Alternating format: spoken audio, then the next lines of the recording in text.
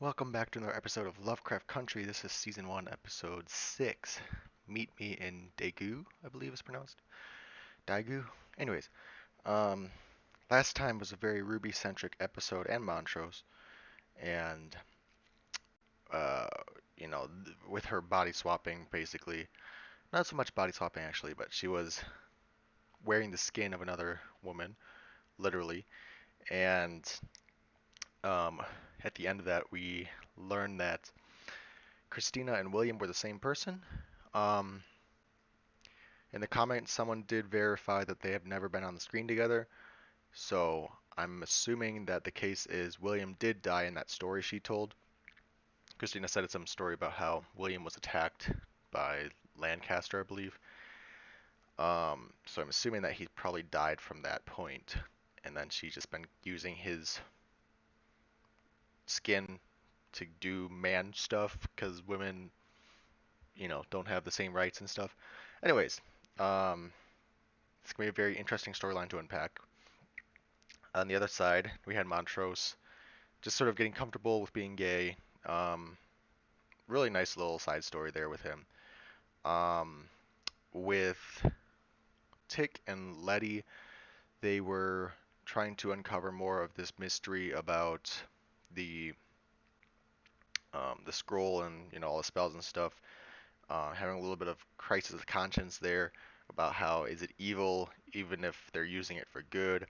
So I hope they go more into that. And then at the end of the episode, actually, Tick learns he translates something, and it spells out die. So he contacts this woman from Korea, and she's like, "I told you not to mess with it." So, and based on the thumbnail and the title and everything, I'm guessing we're gonna focus more on that part. But finally, learning what happened in Korea, besides he had sex with this woman.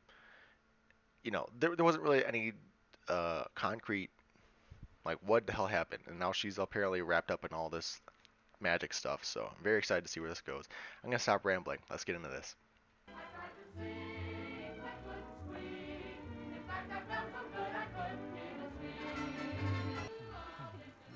Okay, come on, people. Should you guys start dancing? With my high starched collar and my high top shoes and my hair piled high upon my head. We finally got a date. 1949. 남성 해부학은 몇 가지 구체적인 면에서 여성과는 다릅니다. 각각의 번호들이 여러분의 시험지에 쓰여진 내가 말한 건 오빠 진짜 잘생겼어요. 아니, 똑똑해서 더 멋있어요. 저도 두 번이나 봤어요. Okay. 사실 저도 주디 갈라도 Okay. 영화에서 Okay. Is he gonna move to somebody else? No, why?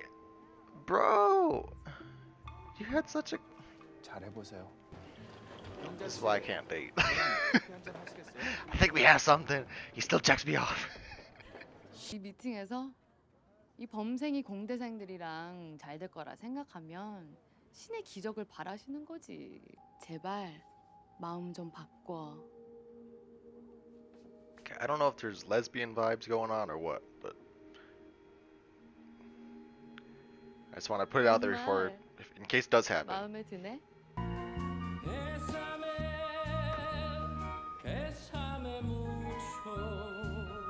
Also interesting they're playing a Spanish song. I just listened to it finally. Something Kiss Me Slowly or something. Kiss Me a Lot.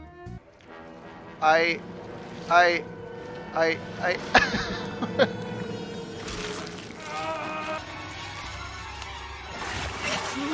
Okay, that's enough. That's that was the line. That was the line. 10명만 더. Girl. What the fuck? What is that? She's like, perfect. 10 soldiers. 그럴 때 그래. What? 네가 100명의 영혼이 다 삼키면 구미호의 혼이 너를 떠나고 네가 다시 인간으로 돌아오는 것 같아. Kumiho 무당이 모두 spirit. 얘기한 게 What? 그 그게 어머니의 Does she, 사랑이 아닌가? does she want the spirit inside of her? 그건 사랑이 아니야. 너희 엄마는 널 있는 그대로 보는 게 아니라 Okay, this is a lot. I get it. The red menace, all that. Okay. Oh my god. Is that the orderly? 우리 모두 인간이라고. About that. 같아요. 내 남편은 내 딸을 다치게 했어. 그런 사랑은 잘못된 거야. Oh. 그래서 무당이 날 부르내게 했어요. 그 사람을 죽이려고. 참새도 봐. 짹짹짹. 내 딸한테 내가 그 노래를 가르쳐줬어. 오늘 밤에 늦게까지 책 읽을 거니까 순이 나 방해하지 마. 네 남편이 딸을 강간할 때마다 그가 자기한테 그 노래 부르준 거지. 나한테 네가 네 딸한테 그 노래를 가르친 기억이 전혀 없어. 내겐 오로지 그 남자 기억밖에는 없어. 그 남자는 Okay, this is a lot. There's a lot going on right now. So I guess Tick was the last one. Well, it's supposed to be the last one. Just execution squad, what the hell? Information is being leaked out of your hospital to the hands of communist pigs. 내과 병동에서 기밀이 누설됐다. 그리고 그 기밀이 북쪽 공산주의 부역자들의 손에 넘어갔다. We've intercepted communications on multiple occasions between 1600 and 1700 hours. 우리는 1600에서 1700시간 동안 다양한 경로의 교신을 가로막았다. Which makes it this shift. One of you nurses is a communist spy. 너희들 중에 한 명이 간첩인 거 알고 있다. Which of you is it? 누가 간첩인가? Is it you?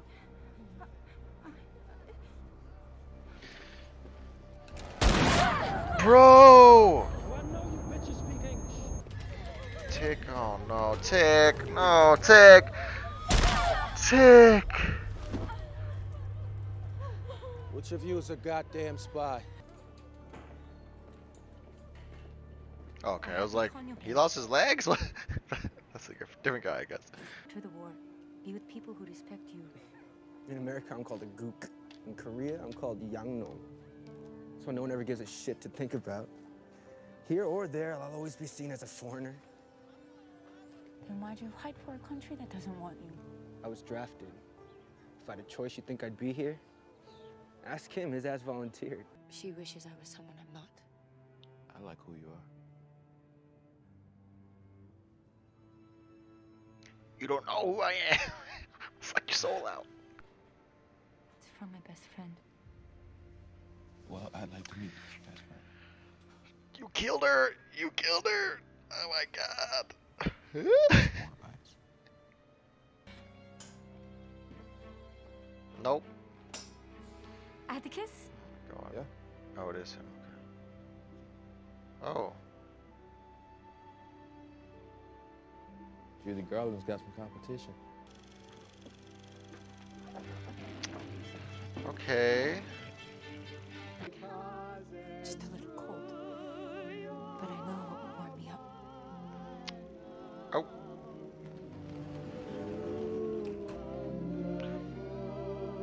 Well, she got all the way here. Wonder what made her stop. But that does not make us monsters.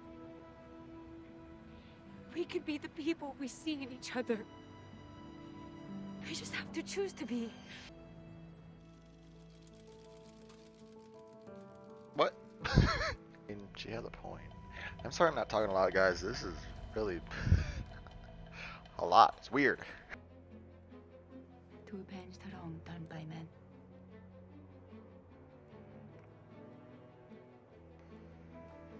He said, cool.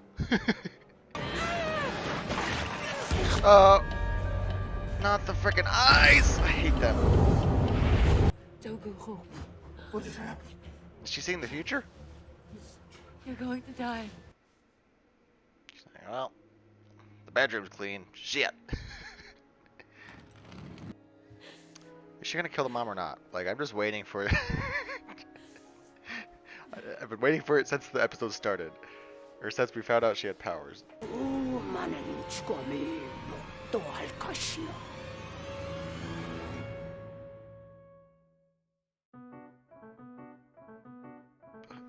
What?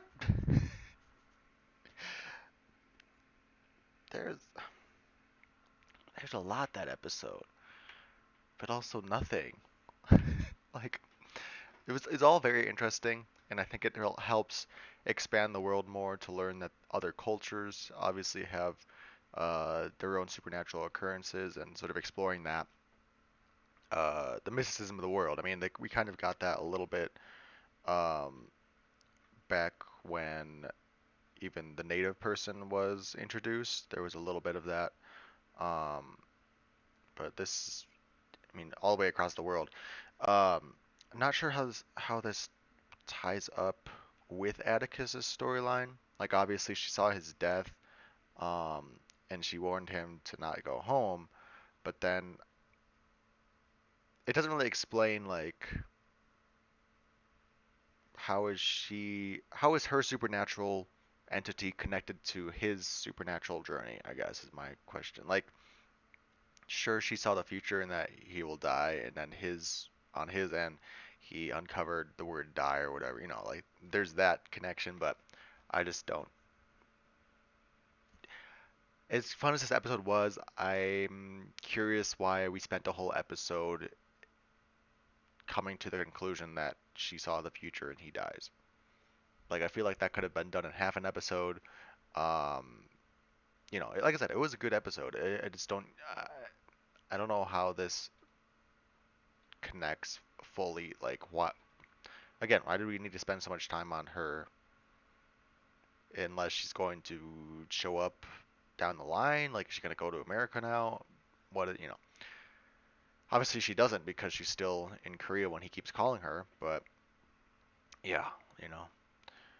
I kind of want to look up Kumiho Spirit. I mean, I'm pretty sure it's like she read out, deriving from ancient Chinese myths and folklores, even though it's Korean. Fox of this 1,000 years turns into a kumiho, can free transform into a beautiful woman set out to seduce boys and eat their liver or heart. Well, it did a bit more than that in this show. It can turn into a yokai. I've heard of those. Those are like monsters, right? Yeah. It says one version of mythology holds that with enough will, a kumiho could further ascend from its yokai state, become permanent. Oh, okay, I read it wrong. Could ascend from its yokai state, become permanently human, and lose its evil character. Sometimes it includes aspects such as refraining from killing or tasting meat for 1,000 days, or obtaining a sintamani. Okay, it's like Philosopher's Stone. Make sure that the OG saw the full moon at least. Whatever. There's a lot going on. Anyways, yeah, it's really cool that they're pulling from other cultures. That was the point I was trying to come across. I guess Mudang means witch, but I just want to check. What? Yeah, Korean shamanism. Okay. Cool. Curious to see if she. I don't know. Like, just throughout this episode, I was wondering. Like, I think it's cool that she. Again, it's kind of an interesting take because you know, she was a nurse, so she obviously has knowledge, but was that knowledge from the lives she's taken? I guess was one of the questions I had in my mind this whole episode. Would she still have gone down that path even if she hadn't had the spirit which allows her to absorb the memories of everyone that's ever lived, that she's ever killed, sorry. Um, that obviously comes into play with her movies and, I'm sure she liked watching movies, but maybe that was, the mother kept bringing out the point of like, what part is you? What part is all these memories of these people you killed? And so it's an interesting thing. Not sure if we'll ever see the resolution of that. Like, will she ever kill this 100th person? Um, And even if she does, will it reverse the effects like the mom was saying? Will she go back to being her normal self and just just Jia? How do you say it? Jia? Um, and then if she does go back to just being herself, will she have all the memories still, or will all the memories be taken away? Who will she be after that? How long has she had the spirit within her? We never really got a time frame for that. So she could have been like, you know, 16 at the time or whatever when she got the spirit, and then will she revert back to her 16-year-old sensibilities and her mind? In which case she's not like she doesn't have all this medical knowledge.